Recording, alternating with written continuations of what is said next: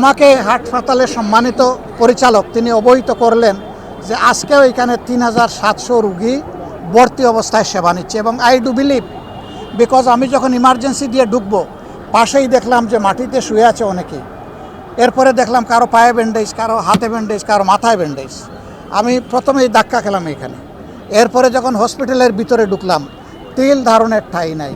হসপিটালের বারান্দাগুলা রুগী এবং তার রোগী, তারপরে ডাক্তার, চিকিৎসক, এখানে আরও যারা আছেন তাদের হাঁটার চলার জন্য, কিন্তু কোনো একটা বারান্দা ওখানে ফ্রি নাই।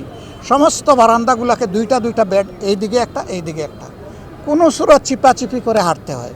এটা প্রমাণ করে যে আমরা আমাদের স্বাস্থ্যসেবায় জনগণের উপরে আমরা সুবিচার করছি না। অথচ একটা সুস্থ সবল জাতি গঠনের জন্য জনস্বাস্থ্যর সুস্থতার কোনো বিকল্প নেই। আর এটা কোনো সরকারের দয়ার দান নয়, এটা নাগরিকদের প্রতি সরকারের কর্তব্য আর নাগরিকদের অধিকার এটা পাওয়া। তা আমরা সংসদে কথা বলবো, স্বচক্ষে দেখে গেলাম। পার্টিকুলারলি আমি ময়মনসিংহ মেডিকেল কলেজ হসপিটালের জন্য কথা বলবো। RICL TMX, যুগের পর যুগ স্থাপনা থাকে মজবুত।